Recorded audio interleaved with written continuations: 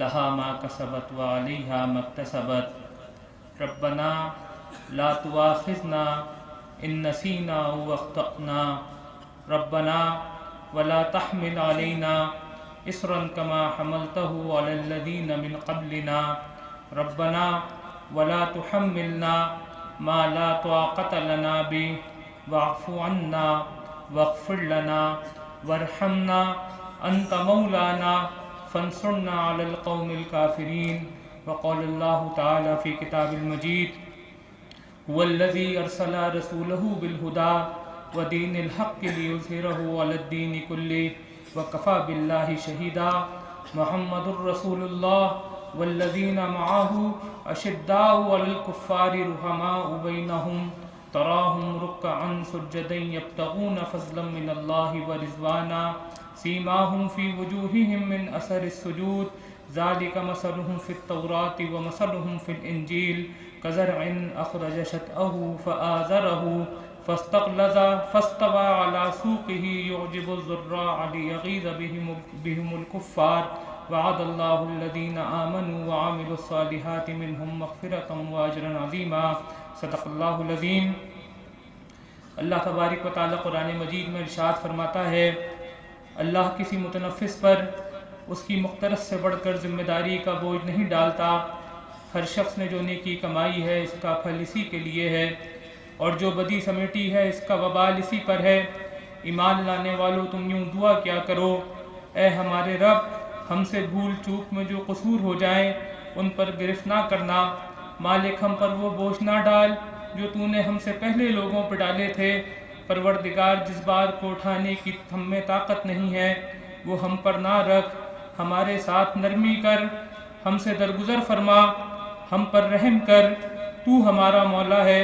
کافروں کے مقابلے میں ہماری مدد فرما۔ اور فرمایا اللہ رب العالمین نے قرآن مجید میں، وہ اللہ ہی ہے جس نے اپنے رسول کو ہدایت اور دین حق کے ساتھ بھیجا ہے تاکہ اس کو پوری جنس دین پر غالب کر دے، اور اس حقیقت پر اللہ ہی کی گواہی کافی ہے۔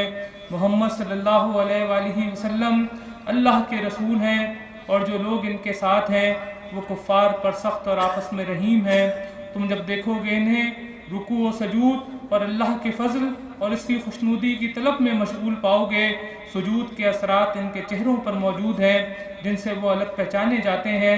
یہ ہے ان کی صفت تورات میں اور انجیل میں ان کی مثال یوں دی گئی ہے کہ گویا ایک کھیتی ہے جس نے پہلے کوپل نکالی، پھر اس کو تقویت دی، پھر وہ گدرائی، پھر اپنے تنے پر کھڑی ہو گئی، کاشت کرنے والوں کو وہ خوش کرتی ہے تاکہ کفار ان کے پھلنے پھولنے پر جلیں۔ اس گروہ کے لوگ جو ایمان لائے ہیں اور جنہوں نے نیک عمل کیے ہیں اللہ نے ان سے مغفرت اور بڑے اجر کا وعدہ فرمایا ہے۔ بے شک سچ فرمایا اللہ رب العالمین نے۔ برادر حدیث چودھری عبد الرحمن، معتمد عام اسلامی جمعیت طلبہ پاکستان، معاونین معتمد عام، نو منتخب ناظمین صوبہ جات اور دل و جان سے زیادہ عزیز انتہائی قابل احترام اراکین جمعیت، اللہ رب العالمین کا شکر ہے، اس کا احسان ہے، اس کی کبریائی ہے،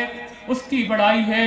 اس زمین کے اوپر اس کی فرما روائی ہے، اور درود و سلام احمد مجتبیٰ محمد مصطفیٰ صلی اللہ علیہ وآلہ وسلم پر، جن پر میں قربان، میرے اور آپ کے والدین قربان۔ اللہ تبارک و تعالیٰ کی فضل کے سہارے، اس سے نصرت کی امید پر اسلامی جمعیت طلبہ پاکستان نے اپنا یہ 67واں سالانہ اجتماع برائے ارکان منعقد کیا، اور الحمدللہ اسلامی جمعیت طلبہ اپنے 73 سال مکمل کر رہی ہے، اپنی قیادت کے انتخاب کے عمل سے گزر کر عزم سفر باندھتے ہوئے ایک نئے سال کے اندر داخل ہو رہی ہے، اور ایک جانب تو اللہ رب العالمین کا شکر ادا کر رہے ہیں تو دوسری جانب اللہ رب العالمین سے استعانت طلب کرتے ہیں، اس سے مدد طلب کرتے ہیں کہ یہ وہ اسلامی جمعیت طلبہ ہے کہ جس نے اپنے جلوم شہداء کی تربیت کی ہے، یہ وہ اسلامی جمعیت طلبہ ہے کہ جس کو شہداء نے اپنے پاک خون سے سینچا ہے، یہ وہ اسلامی جمعیت طلبہ ہے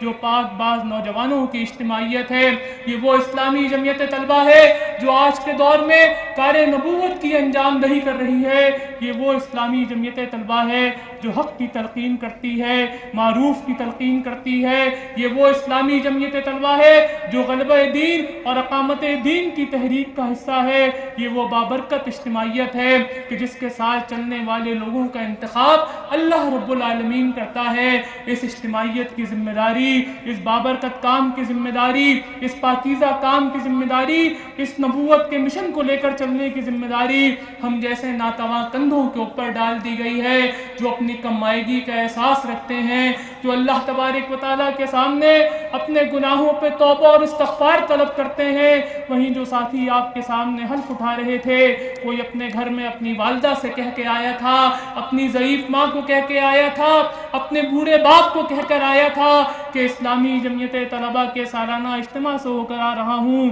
پھر میں اپنی معاشی ذمہ داریاں ادا کروں گا، پھر میں آ کر ایک بار پھر آپ لوگوں کا سہارا بنوں گا، میں آپ لوگوں کا ہاتھ تھاموں گا، میں آپ کے مسائل کو حل کروں گا۔ لیکن اسلامی جمعیت طلبہ کا یہ نظام، اسلامی جمعیت طلبہ کی یہ شورا اس کے کاندھوں کے اوپر ایک بار پھر یہ ذمہ داریاں ڈال دیتی ہے، آہیں اور سسکیاں ہوتی ہیں، التجائیں ہوتی ہیں کہ خدا را مجھے اس ذمہ داری سے بچا دیا جائے۔ لیکن شاید اسلامی جمعیت طلبہ جس قوت اور طاقت کے ساتھ چل رہی ہے، اسلامی جمعیت طلبہ کے اندر جو اخلاص موجود ہے، یہی اسلامی جمعیت طلبہ کی زندگی کی علامت ہے۔ اور ہمارے لیے تو اسوا پھر حضرت عمر فاروق رضی اللہ تعالیٰ عنہ کے دور کا وہ واقعہ بنتا ہے کہ دو نوجوان حضرت عمر فاروق رضی اللہ تعالیٰ عنہ کے پاس آتے ہیں کہ یہ فلانا آدمی ہے، اس نے میرے باپ کو قتل کیا ہے۔ حضرت عمر پوچھتے ہیں کہ ہاں تم نے اس کے باپ کو قتل کیا ہے؟ جواب دیتا ہے کہ اس کا باپ اپنا اونٹ لے کر میرے کھیت کے اندر آ گیا تھا،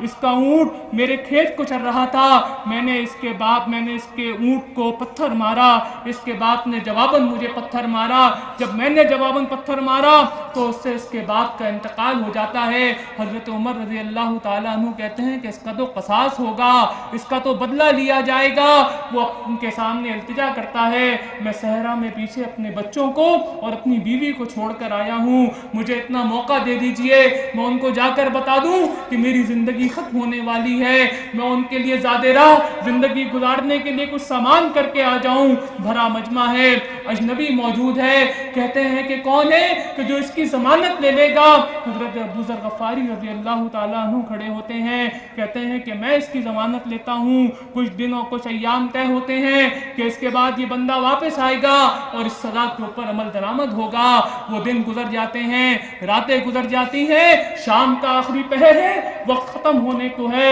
لوگ مشرق اور مغرب کی جانب دیکھتے ہیں کہ کہیں گھوڑا آتا ہوا نظر آئے، کہیں نوجوان آتا ہوا نظر آئے اور اس کی سزا دے دی جائے، ورنہ نبی کریم صلی اللہ علیہ وآلہ وسلم کے صحابی حضرت ابو ذر غفاری رضی اللہ تعالیٰ عنہ کو یہ سزا دی جائے گی۔ لوگ پریشان ہیں کہ اتنے میں دور سے گھوڑا آتا ہوا دکھائی دیتا ہے۔ حضرت عمر اس سے پوچھتے ہیں کہ ہمیں تو تمہارے علاقے کا نہیں پتا تھا، ہمیں تو تمہارے نام اور نسب کا نہیں پتا تھا، تم نہیں آتے ہم تمہارا کیا کر لیتے؟ کہتا ہے کہ ہاں میرے ذہن میں ایک لمحے کو یہ خیال آیا تھا کہ اگر میں نہیں جاؤں گا تو میرا کوئی کچھ کیا کر لے گا، لیکن میرے ذہن میں یہ آیا کہ کہیں مسلمانوں کے دائرے کے اندر ایفائے عہد ختم نہ ہو جائے، عہد وفا ختم نہ ہو جائے، بس یہ احساس ہوا اور میں آپ کے سامنے چلا آیا۔ اسی وقت یہ نوجوان دیکھتے ہیں، کہتے ہیں کہ یہ ایسا بابرکت، اتنا پاکیزہ نوجوان جو امت کے لیے یہاں پر آ گیا ہے، میں اس کو معاف کر دیتا ہوں۔ حضرت عمر رضی اللہ تعالیٰ عنہ ان سے پوچھتے ہیں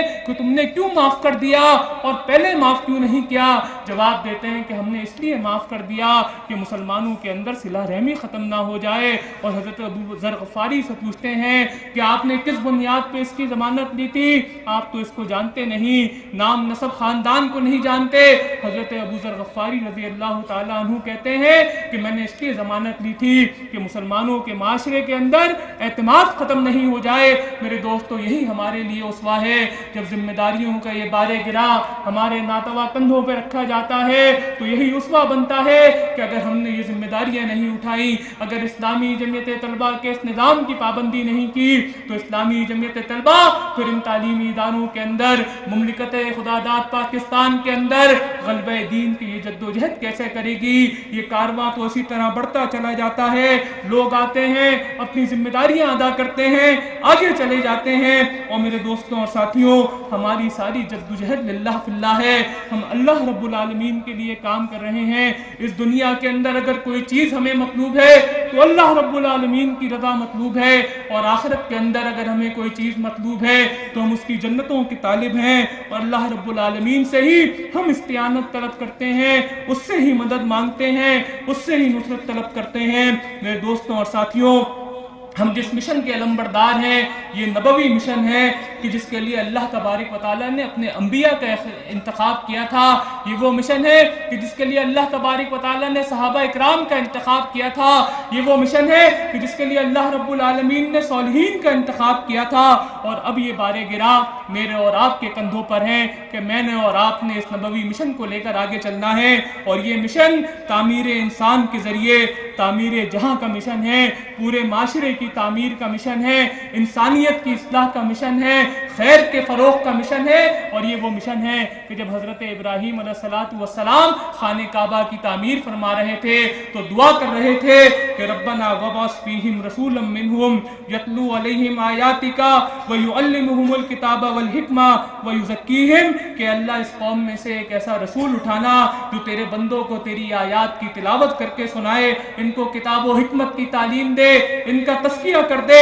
یہی وہ مطلوب کام ہے جو میں نے اور آپ نے کرنا ہے، اور اس کام کو کرنے کے لیے ہر رکن جمعیت سے اسلامی جمعیت طلبہ کردار کی مضبوطی، سیرت کی پختگی اور معاملات کی درستگی چاہتی ہے کہ اسی کے نتیجے میں یہ کار نبوت سر انجام دیا جائے گا۔ نبی کریم صلی اللہ علیہ وآلہ وسلم کی ذات اقدس کو اپنے لیے رول ماڈل بنانا ہوگا، اور صحابہ کی جمعیت کے واقعات کو ایک بار پھر اپنی جمعیت کے اندر زندہ کرنا ہوگا۔ یہ کون لوگ تھے جن کو اللہ تبارک و تعالیٰ نے اس کام کے لیے منتخب کیا؟ ان کی کیا صفات تھی؟ ان کا اپنے نفس کے اوپر کیسا ضبط تھا؟ وہ کیسے اللہ تبارک و تعالیٰ کے اتنا قریب ہو گئے کہ اللہ تبارک و تعالیٰ نے ان کے لیے کہا کہ اللہ ان سے راضی ہو گیا، اور وہ اللہ سے راضی ہو گئے کہ رات کا اندھیرا ہے اور ایک صاحب پیدل چلے جا رہے ہیں، ان کی ٹھوکر کسی چیز سے پڑتی ہے، دیکھتے ہیں تو نیچے ایک چمکدار چیز پڑی ہوئی ہے، ہاتھ میں اٹھاتے ہیں تو قیصر و کسریٰ کا تاج ہے، روم اور ایران کی جنگ ختم ہوئی ہے،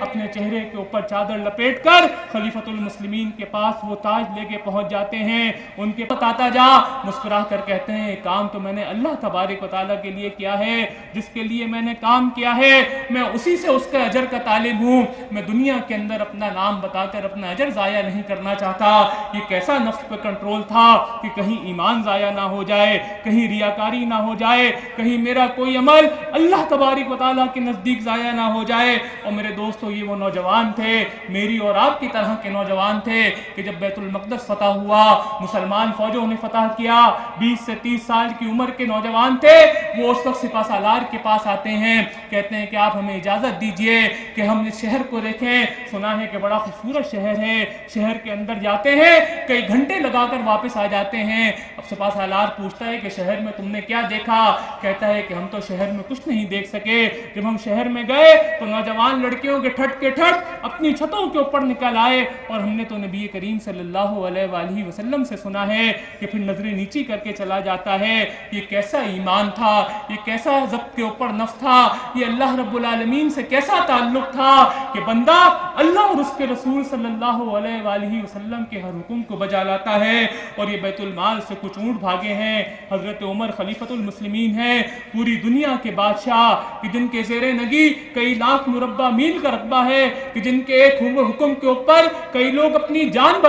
نچھاور کرنے کے لیے تیار ہیں، وہ خلیفہ وقت بیت المال کے اونٹوں کو پکڑنے کے لیے بھاگ رہا ہے، ایک ایک کر کے سارے اونٹ پکڑتا ہے۔ کوئی آ کر کہتا ہے کہ خلیفۃ المسلمین آپ ہمیں حکم کر دیتے، ہم یہ اونٹ لے کر آ جاتے۔ کہتے ہیں کہ آخر आखिरत के दिन भी मेरी जगह जवाब दोगे। ये कैसा एहसास ज़िम्मे दारी है कि जो जिम्मेदारी मेरे कांधों पे लाद दी गई है, जिसका मैं मुकल्लफ कर दिया गया हूँ, फिर उसके लिए मैं किसी और को जिम्मेदार नहीं ठहराऊंगा। चाहे मेरे पास कितनी ताकत हो, चाहे मेरे पास जितना इख्तियार हो, चाहे मेरे पास जितने वसाइल हो, लेकिन मैंने करना वही है जो मेरे जिम्मे लगा दिया गया है। और हजरत अबू बकर सिद्दीक रज़ी अल्लाह ताला अन्हु खलीफतुल मुस्लिमीन है, आखिरी दौर चल रहा है, पूछते हैं कि बैतुल माल का कौन सा माल मेरे पास है। बताया जाता है कि गुलाम है, एक चादर है और एक घोड़ा है, वो आपके पास मौजूद है। जवाब देते हैं कि चादर को गुलाम के ऊपर डालो, उसको घोड़े पे बिठा के बैतुल माल में जमा करा दो। ये कैसा एहसास जिम्मेदारी है कि अगर मेरे पास कोई चीज़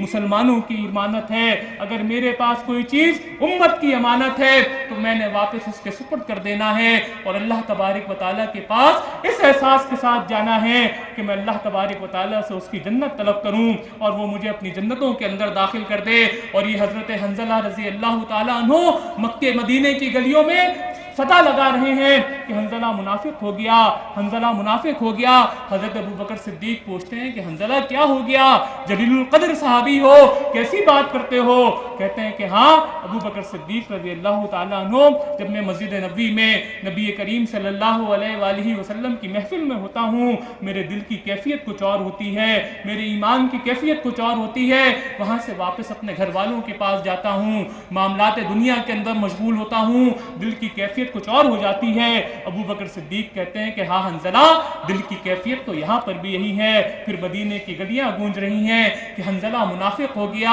अबू बकर मुनाफिक हो गया। अल्लाह के हुजूर सल्लल्लाहु अलैहि वसल्लम के पास पहुँचते हैं, वो तो जो जवाब देते हैं वो देते हैं, लेकिन समझने की बात यह है कि अगर दिल के अंदर ईमान मौजूद है तो उसकी हिफाजत की फिक्र मौजूद है। कहीं इस बात का डर है कि मैं किसी रियाकारी की वजह से, इस बात का डर है मैं नफ्स का गुलाम बनकर अल्लाह रब्बुल आलमीन की रहमतों से और उसकी जन्नतों से महरूम ना हो जाओ। मेरे दोस्तों, ये वो लोग थे कि जिनको अपने हर चीज़ के ऊपर कंट्रोल था, अपनी ज़बान से निकलने वाले हर जुमले के ऊपर, अपनी आंख से देखी जाने वाली हर चीज़ के ऊपर, अपने हाथ की हर जुम्बिश के ऊपर, अपने कानों के अंदर आने वाली हर सदा के ऊपर, इल्ला ये कि अपने जहन के अंदर आने वाले हर ख्याल के ऊपर ज़ब्त था। मैंने और आपने अगर ये काम करना है, ये कारे नबूवत करना है, अल्लाह तबारक व तआला की रज़ा को हासिल करना है, उसकी जन्नत को हासिल करना है, तो मेरे दोस्तों हमने अपने नफ्स का गुलाम नहीं हो जाना। कहीं ऐसा ना हो अपनी जवानी,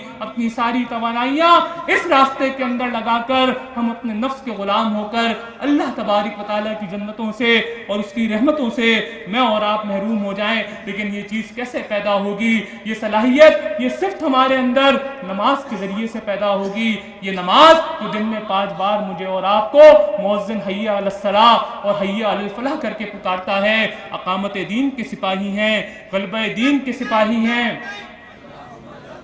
इस्लामी इनकलाब बर्पा करना चाहते हैं, बड़ी बड़ी तकरीरें और बातें करते हैं, लेकिन फजर की नमाज में सोते रहते हैं। हमारा हाल ये है कि मुअज्जिन हय्या अलस्सलाह और हय्या अलल फलाह पुकार रहा होता है, लेकिन हम अपने कारोबारी ज़िंदगी और दुनिया के अंदर मशगूल रहते हैं। अल्लाह ताला ने कुरान में कैसी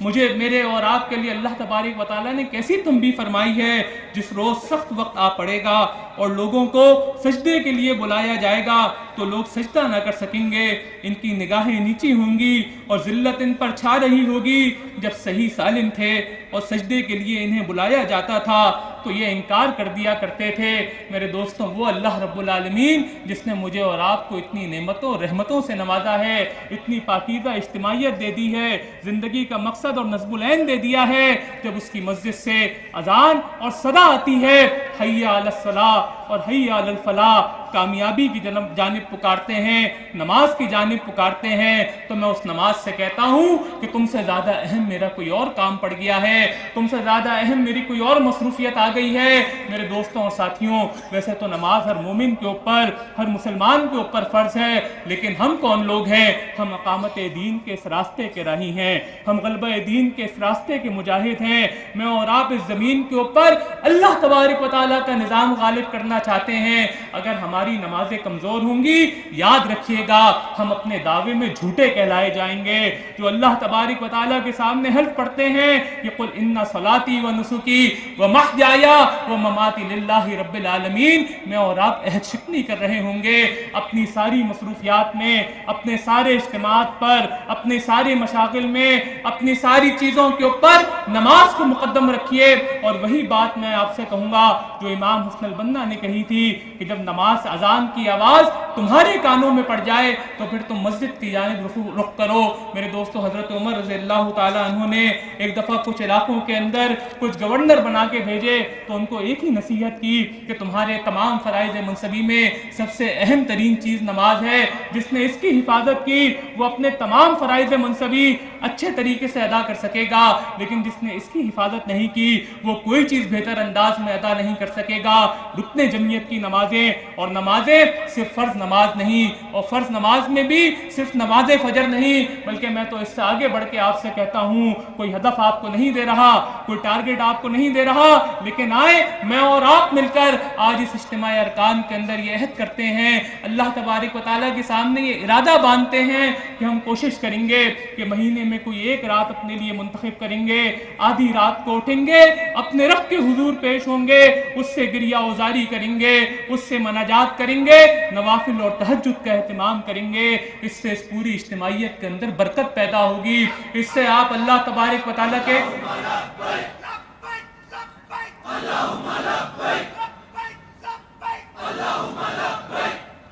इससे अल्लाह तबारक व तआला के करीब होंगे, और वो जो हमारी छोटी सी कोशिश होती है अल्लाह तबारक व तआला उसके असरात बहुत ज़्यादा बढ़ा देगा। दूसरी चीज़ कुरान मजीद के साथ ताल्लुक़ है, कुरान के साथ जीता जागता ताल्लुक़। ये कुरान मजीद ये मेरे मसाइल के अंदर ये मेरी रहनुमाई करता है, ये इम्कानात की सजी सजाई दुनिया मुझे दिखाता है, ये खदशात से मुझे आगाह करता है, मेरी जो मुश्किल हो इसका जवाब ये दे दिया करता है। हुजूर नबी करीम सल्लल्लाहु अलैहि वसल्लम रहलत फरमाते हैं और हज़रत उमर रज़ी अल्लाह ताला अन्हु जलाल में आते हैं, तलवार निकाल के कहते हैं कि खबरदार जो किसी ने कहा कि नबी करीम सल्लल्लाहु अलैहि वसल्लम रहलत फरमा गए हैं। कि इतने में हज़रत अबू बकर सिद्दीक़ रज़ी अल्लाह ताला अन्हु आगे बढ़ते हैं, कुरान मजीद की वो आयत जो ग़ज़वा उहद के मौके पर नाजिल हुई थी उसकी तिलावत करते हैं। हज़रत उमर रज़ी अल्लाह ताला अन्हु कहते हैं कि लगता है कि ये आयत आज के लिए नाजिल हुई हैं, या महसूस होता है कि ये आयत अभी अभी नाजिल हुई हैं। उनका कुरान के साथ ताल्लुक़ मौजूद था, वो कुरान से रहनुमाई लिया करते थे,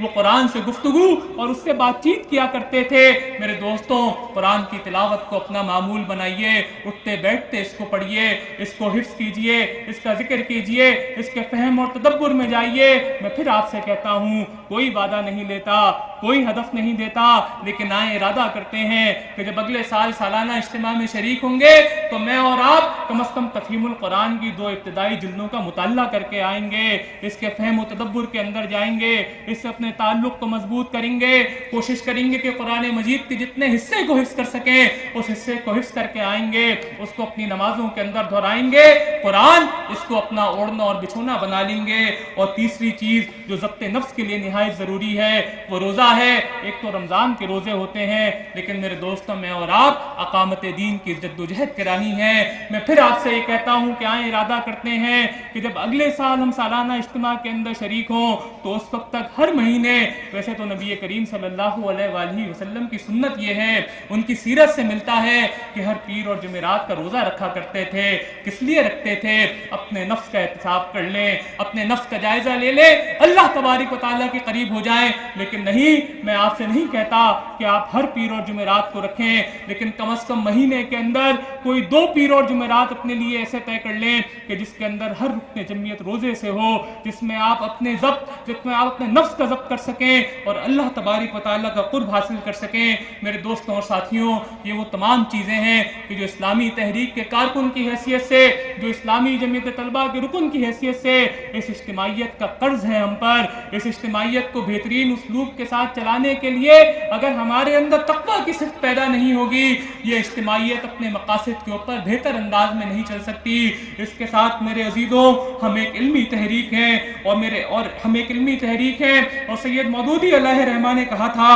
कि तक़वा के बाद हमारा सबसे बड़ा हथियार इल्म है। सैयद मौदूदी अलैहि रहमा ने वाज़ेह तौर पे ये बात कही थी कि इस्लामी तहरीक تقریروں سے برآمد ہونے والی جماعت نہیں ہے، بلکہ یہ لٹریچر سے جنم لینے والی جماعت ہے۔ اس اعتبار سے اسلامی تحریک کا ایک مطلب علم ہے، اسلامی تحریک کا دوسرا مطلب کتاب ہے، اسلامی تحریک کا تیسرا مطلب مطالعہ ہے، اسلامی تحریک کا چوتھا مطلب اسلام کے دائرے میں رہتے ہوئے نئے خیالات کی تخلیق ہے، اسلامی تحریک کا پانچواں مطلب باطل سے علمی پنجہ آزمائی ہے، اسلامی تحریک کا چھٹا مطلب زندگی کے ہر دائرے اور ہر قدم میں ملت، امت اور انسانیت کو بڑھتر بیانیہ سپیریئر نیریٹو مہیا کرنا ہے۔ اس کے لیے باطل تہذیب کو سمجھیں، اس کے مقابلے کی تیاری کریں، لیکن اس کا مقابلہ زندہ باد اور مرد آباد سے نہیں ہوگا، بلکہ اس کا مقابلہ علمی میدان میں ہوگا، دلیل کی بنیاد پہ ہوگا۔ علم و دانش آرڈنری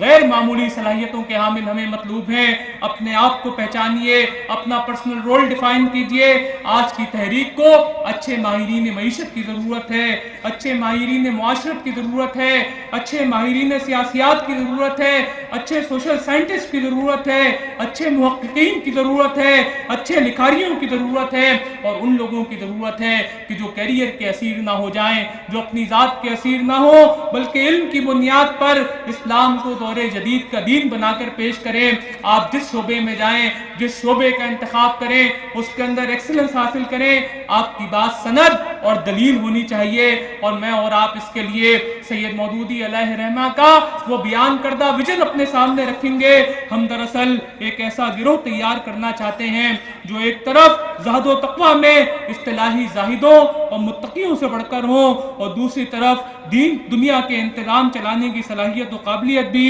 عام دنیا داروں سے زیادہ اور بہتر رکھتے ہوں۔ صالحین کی ایسی جماعت تیار کی جائے جو خدا طرز بھی ہو، راست باز اور دیانتدار بھی ہو، اور خدا کے پسندیدہ اخلاق و اوصاف سے آراستہ بھی ہو، اور اس کے ساتھ دنیا کے معاملات کو عام دنیا داروں سے زیادہ اچھی طرح سمجھ بھی سکے۔ اس ویژن کے مطابق آج ضرورت ہے کہ اسلام کے اصولوں کے مطابق عہد جدید میں اسلام کے ہماگیر، ہما پہلو اور ہما جہت معاشی، معاشرتی، اخلاقی، روحانی اور سیاسی نظام کو پیش کیا جائے جو پوری انسانیت کی فلاح کا ضامن ہو۔ میرے دوستوں، یہ دو بنیادی کرنے کے کام ہر رکن جمعیت کی حیثیت سے بھی، اسلامی تحریک کے کارکن کی حیثیت سے بھی میری اور آپ کی ذمہ داری ہے۔ ایک تو ہم تقویٰ میں آگے ہوں، دوسرا علمی تیاری کی بنیاد پر اس تحریک کے ساتھ، اس کی فکری بنیادوں کے ساتھ اپنی اٹیچمنٹ کو مضبوط کریں، اور اس کے ساتھ کچھ ایسی چیزیں ہیں کہ جو اسلامی جمعیت طلبہ کی شورا کے ایجنڈے میں رہی، جو اسلامی جمعیت طلبہ کے ارکان کا احساس رہا۔ اس کے اندر پہلی چیز جامعات میں کام ہے۔ ہم جامعات میں کام کا تذکرہ کرتے ہیں تو اس کو دو حصوں میں تقسیم کرتے ہیں، ایک پرائیویٹ جامعات میں کام ہے، دوسرا پبلک جامعات میں کام ہے۔ پرائیویٹ جامعات کے حوالے سے آپ کی شورا کا یہ احساس ہے کہ جو ہم نے اسٹریٹجک پالیسی طے کی تھی وہ تھیوریٹیکلی بالکل درست ہے، اسی راستے کے اوپر چل کے ان پرائیویٹ جامعات کے اندر اپنا اثر و نفوذ بڑھایا جا سکتا ہے، لیکن کام جمود کا شکار ہوا ہے۔ کام جس تیزی کے ساتھ آگے بڑھنا چاہیے تھا وہ تیزی محسوس نہیں ہوتی ہے۔ آپ نے اپنے دائرے کے اندر رہتے ہوئے ان پرائیویٹ جامعات میں اپنے کام کو آگے بڑھانا ہے۔ ابھی تو 4 شہروں تک محدود ہے، لیکن پرائیویٹ جامعات کا دائرہ کار پاکستان کے ہر شہر اور ہر ضلع تک پھیل رہا ہے۔ آپ نے ان سارے شہروں اور ان اضلاع کے اندر ان جامعات میں کام کی حکمت عملی بنانی ہے۔ اور دوسری آپ کی پبلک سیکٹر کی جامعات ہیں کہ جس کے اندر ہم پھر اس کو 2 حصوں میں تقسیم کرتے ہیں۔ ایک تو وہ جامعات ہیں جہاں اسلامی جمعیت طلبہ کا کام پہلے سے موجود ہے، اور دوسری وہ جامعات ہیں جو گزشتہ عرصے کے اندر بنی ہیں، اور 2025 تک کے منصوبے کے مطابق پاکستان کے ہر ضلع کے اندر ایک جامعہ موجود ہوگی۔ آپ نے اس کی منصوبہ بندی کرنی ہے۔ جن جامعات کے اندر ہمارا کام موجود ہے وہاں اپنے تاثر کو بہتر کرنا ہے، وہاں اپنے کام کی رفتار کار کو بڑھانا ہے، وہاں عام طالب علم کو اسلامی جمعیت طلبہ کے ساتھ جوڑنا ہے، وہاں تطہیر افکار اور تعمیر کردار کے مرحلے پہ پہنچنا ہے۔ اور وہ جامعات کہ جہاں اسلامی جمعیت طلبہ کا نظم نہیں ہے، جہاں اسلامی جمعیت طلبہ کا کام نہیں ہے، ان جامعات کے لیے منصوبہ تیار کریں، اپنے صوبوں کی سطح پر، اپنے ڈویژنز کی سطح پر، اپنے مقامات کی سطح پر 3 سالہ 4 साला और 5 साला मंसूबा तैयार करें कि हम 5 साल के अंदर पाकिस्तान की हर जामिया में अपने नज़म के साथ मौजूद होंगे। वहाँ इस्लामी जमीयत तलबा की सरगर्मियाँ हो रही होंगी, लेकिन जामियात के ज़िम्मेदारान से मैं खुसूसी तौर पे कहूँगा कि जामियात के ज़िम्मेदारान से इस्लामी जमीयत तलबा डायनामिक, प्रोग्रेसिव और प्रोएक्टिव अप्रोच का मुतालबा करती है कि जिसके नतीजे में आपकी दावत फैलेगी, फूलेगी, आगे बढ़ेगी और आपका किरदार पूरी जामिया के अंदर असरअंदाज हो रहा होगा। दूसरी चीज़ जिसके ऊपर इज्तिमाई अरकान और शूरा का भी एहसास है वो सोशल मीडिया का इस्तेमाल है। इसके अंदर एक एहतियात तो मैं आपके सामने पहले बयान कर देता हूँ कि सोशल मीडिया जहाँ बहुत सारी खैर लेकर आया है, बहुत सारे इम्कानात और मौके लेकर आया है, लेकिन इस सोशल मीडिया ने मुझे और आपको खुद नुमाई और खुद असीरी का शिकार कर दिया है, खुद पसंदी का शिकार कर दिया है। रोज़ाना नई डीपी लग रही होती है, उस पर कमेंट्स और लाइक्स का इंतजार हो रहा होता है। मेरे दोस्तों, ये खुद नुमाई और खुद पसंदी इस्लामी तहरीक के लिए जहर कातिल की हैसियत रखता है। इस्लामी तहरीक का नौजवान जब सोशल मीडिया का इस्तेमाल करेगा तो अपनी ज़ात की तशहीर के लिए नहीं करेगा, अपनी तस्वीरों को डालने के लिए नहीं करेगा, खुद पसंदी और खुद नुमाई का असीर होने के लिए नहीं करेगा, बल्कि दावत के इब्लाग के लिए करेगा, इसके नतीजे में पैगाम पहुंचाने के लिए करेगा, इसके नतीजे में अपना नैरेटिव बिल्ड करने के लिए करेगा, इसके नतीजे में राय आमा हमवार करने के लिए करेगा, इसके नतीजे में आमतुन्नास तक अपना पैगाम पहुंचाने के लिए करेगा। और जरूरत इस बात की है कि सोशल मीडिया का इस्तेमाल प्रिंट और इलेक्ट्रॉनिक मीडिया की तर्ज पर ना किया जाए कि जो हमारी सरगर्मी हो हम उसके ऊपर डाल दें, कोई तस्वीर डाल दें, कोई खबर डाल दें और इसके नतीजे में हमारा तसव्वुर ये हो कि इस्लामी जमीयत तलबा सोशल मीडिया पे बड़ी फ़ाल है, बल्कि सोशल मीडिया का इस्तेमाल हमने अपना बयानिया आमतुन्नास तक पहुँचाने के लिए, उसकी फ़ज़ा हमवार करने के लिए, उसके हवाले से दिलो दिमाग को कायल करने के लिए करना है। इसी तरह इस सोशल मीडिया के ऊपर यह एहतियात भी रहनी चाहिए कि मुबाहिस से परहेज करें। हमने किसी को बहस से ज़ेर नहीं कर देना, हमने किसी के ऊपर तंज के तीर नहीं बरसाने, बल्कि हम तो दाई इल्लाह हैं। हमने अपने रवैये से, अपनी बात से, अपनी गुफ्तगू से, अपने बयानिए से दिलों को फतह करना है, दिलों को मुसख्खर करना है, अपने अंदर लोगों को लेकर चलने की सलाहियत पैदा करें। जो मुझसे कटे मैं उससे जुड़ूं, जो मुझे महरूम करे मैं उसे अता करूं। और इस्लामी जमीयत तलबा के अरकान का इज्तिमा है तो ये एहतियात भी मैं आपके सामने बता दूं। कई साथी होते हैं कि जो सोशल मीडिया का तंजीमी इस्तेमाल शुरू करते हैं, तंजीमी फैसलों उस पर डिस्कस हो रहे होते हैं, तंजीमी मामलात की आमाजगाह बन जाता है। अगर माशरे के अंदर कोई अखलाकी इन्हितात मौजूद है तो ये ज़रूरी नहीं है कि वो अखलाकी इन्हितात इस्लामी जमीयत तलबा की इज्तिमाइयत में भी हो। आपके अपने फोरम्स हैं, आपका अपना नज़म है, आपका अपना दस्तूर है, आपका अपना तरीक़ेकार है जिसमें सारी चीज़ें वाज़े तौर पे बयान हैं। अगर आपको कोई इख्तिलाफ है, अगर आपके कुछ एहसासात हैं, अगर आपके कुछ तहफ़्फ़ुज़ात हैं तो आपका नज़म, आपकी शूरा यहाँ पर मौजूद है, आप उससे बात कीजिए। लेकिन सोशल मीडिया का दावती इस्तेमाल पूरी तहरीक के लिए जितना मुफीद है, सोशल मीडिया का तंजीमी इस्तेमाल पूरी तहरीक के लिए उसी तरह ज़हर कातिल की हैसियत रखता है। और हम सिर्फ इस्लामी जमीयत तलबा का हिस्सा नहीं है, हम पूरी इस्लामी तहरीक बल्कि आलमी इस्लामी इनकलाबी तहरीक का हिस्सा हैं। कुछ इस्लामी तहरीक के फैसले होते हैं हमारी सोच, हमारी समझ, हमारी अक्ल से मावरा होते हैं, शायद दिल मुतमईन नहीं होता। हमारी कोशिश ये होती है कि दिल का गुबार अपनी फेसबुक की वॉल पे जाके निकाल दिया जाए। इससे हम तहरीक को नुकसान पहुंचाते हैं, उसके बयानिए को नुकसान पहुंचाते हैं। आप तहरीक की क़यादत से राब्ता करें, आप उनसे उसके ऊपर वजाहत तलब करें, लेकिन अपनी वजाहतें और उसके लिए सोशल मीडिया का इस्तेमाल नहीं करें। तीसरी चीज़ जिसको मरकज़ी मजलिस शूरा ने भी देखा और इज्तिमाई अरकान के ऊपर भी बात हुई, वो टेक्नोलॉजी इंटीग्रेशन इन ऑर्गेनाइजेशन की बात थी कि दुनिया आगे बढ़ रही है, हम किस तरह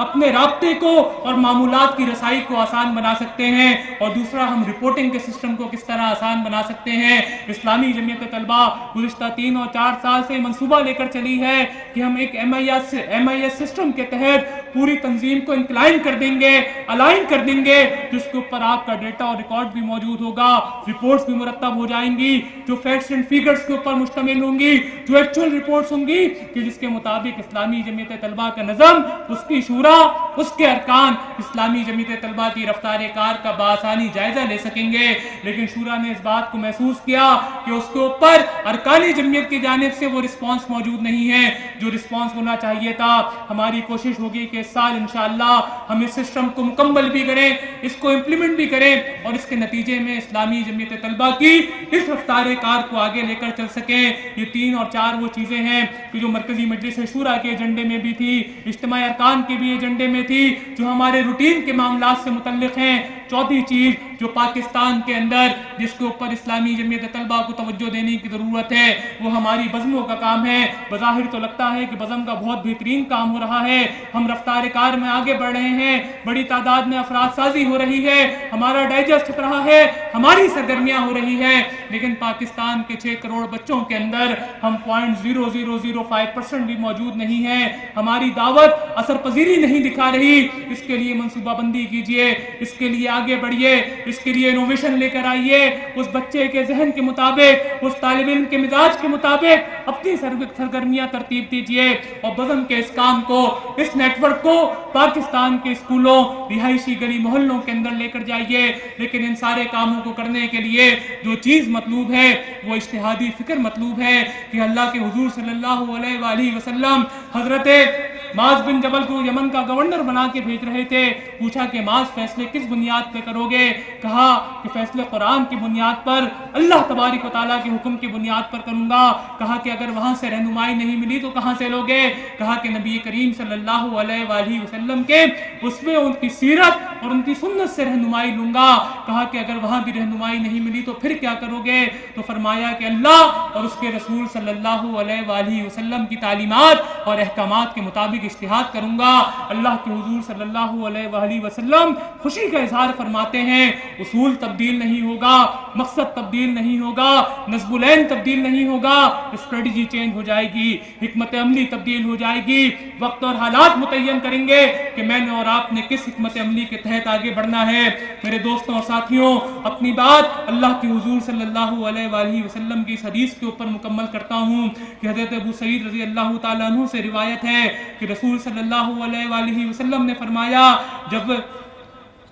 روز محشر کوئی سایہ نہیں ہوگا، اس روز اللہ تعالیٰ 7 آدمیوں کو اپنے عرش کے سائے تلے جگہ دے گا۔ پہلا ہے عادل حاکم، دوسرا ہے اللہ کی عبادت میں مشغول نوجوان، تیسرا وہ شخص جس کا دل سجدے سے نکلنے کے بعد، مسجد سے نکلنے کے بعد واپس آنے تک مسجد میں اٹکا رہے، اللہ کے لیے ایک دوسرے سے محبت کرنے والے، جن کا ملنا اور الگ ہونا خالص اللہ کے لیے، پانچواں وہ جس شخص نے تنہائی میں اللہ کو یاد کیا اور اس کی آنکھوں سے آنسو بہ نکلے، چھٹا وہ شخص جسے کسی اونچے خاندان کی خوبصورت یا کسی بھی عورت نے دعوت گناہ دی اور اس نے کہا میں اللہ عز و جل سے ڈرتا ہوں، ساتواں وہ شخص جس نے اس طرح چھپا کر صدقہ کیا کہ بائیں ہاتھ تک کو پتہ نہ چلے کہ دائیں ہاتھ نے صدقہ دیا ہے۔ میرے دوستوں اور ساتھیوں، اسلامی جمعیت طلبہ آپ سے یہی 7 صفات طلب کرتی ہے، یہ دین آپ سے انہی 7 صفات کا مطالبہ کرتا ہے۔ اس کے مطابق اپنی سیرت و کردار کی تعمیر کیجئے، پھر اپنی ذہن، اپنی فکر کو اجتہادی بنائیے، اس فکر سے اپنی وابستگی کی مضبوطی، اس کے تعلق کو قائم کیجئے اور آج کے دور میں اس دین کو، اسلام کو ریلیونٹ کیجئے۔ آپ ورلڈ ویو دیکھنے والے ہوں، آپ دنیا کا ایک خاص نقشہ اپنے سامنے رکھتے ہو، جو جہان آپ تیار کرنے چاہتے ہیں اس کا نقشہ آپ کے پاس موجود ہو، لیکن کام آپ کا مقامی ہوگا، کام آپ کا لوکل ہوگا اور اسی کے نتیجے میں ہم اس مقصد کو حاصل کر سکیں گے جس کے لیے اسلامی جمعیت طلبہ قائم کی گئی ہے۔ میرے دوستوں اور ساتھیوں، کل سید طفیل الرحمان شہید کے والد موجود تھے گلگت کے اندر۔ جب میری ان سے ملاقات ہوئی تو انہوں نے ہمیں جدا کرتے ہوئے، رخصت کرتے ہوئے ہم سے یہی بات کہی تھی کہ طفیل بیٹوں واپس جاؤ، تم نے بہت کام کرنا ہے، سفر ابھی بہت پڑا ہے۔ سید طفیل الرحمان شہید کے والد کا یہ ہدایت، ان کا مجھ سے اور آپ سے یہ مطالبہ اور سید مودود علیہ رحمہ کی یہ تعبیر کہ اے پروردگار، میں ایک مجاہد کے ایمان کا طالب ہوں، ایسا دل مانگتا ہوں جو سمندر کی طوفانی موجوں کے مقابلے میں ٹوٹی ہوئی کشتی لے جانے پر بے جھجک آمادہ ہو جائے، ایسی روح مانگتا ہوں جو شکست کھانے اور سپر رکھ دینے کا تصور بھی نہ کر سکتی ہو۔ یہی میرے اور آپ کے لیے مشغل راہ ہے۔ اللہ تبارک و تعالی ہمارا یہاں آنا قبول فرمائے، اس اجتماع کو اسلامی اسلامی جمعیت طلبہ کے لیے باعث خیر و برکت بنائے. آپ تمام ساتھیوں کو بخیر و عافیت اپنے گھروں تک پہنچائے. جامعہ پنجاب کی پوری ٹیم کو، ان کے نظم کو، ان کے کارکنان کو اجر عظیم سے نوازے کہ جنہوں نے آپ کے لیے خوبصورت اجتماع سجایا ہے. اللہ تبارک و تعالی مجھے اور آپ کو اپنا بندہ بنا دے اور اپنے محبوب حضور نبی کریم صلی اللہ علیہ وآلہ وسلم سے عشق کرنے والا بنا دے. میرے دوستوں، آپ کے لیے وہی پیغام ہے جو اقبال نے کہا تھا کہ آنکھ جو کچھ دیکھتی ہے لب پہ آ سکتا نہیں. محو حیرت ہوں کہ دنیا کیا سے کیا ہو جائے گی. پھر دلوں کو یاد آ جائے گا پیغام سجود. پھر جبھی خاک حرم سے آشنا ہو جائے گی اور شب گریزہ ہوگی آخر. جلوہ خورشید سے یہ چمن معمور ہوگا نغمہ توحید سے، اور آشنا اپنی حقیقت سے ہو. اے دہقاں ذرا دانا تو، کھیتی بھی تو، بارہ بھی تو، حاصل بھی تو. آہ کس کی جستجو آوارہ رکھتی ہے تجھے. راہ تو، راہ رو بھی تو، راہبر بھی تو، منزل بھی تو، اور کانپتا ہے دل تیرا اندیشہ طوفان سے کیا. نا خدا تو، بحر تو، کشتی بھی تو، ساحل بھی تو، اور شعلہ بن کر پھونک دے خاشاک غیر اللہ کو. خوف باطل کیا، خود غارت گرے باطل ہے تو. والسلام علیکم ورحمۃ اللہ وبرکاتہ.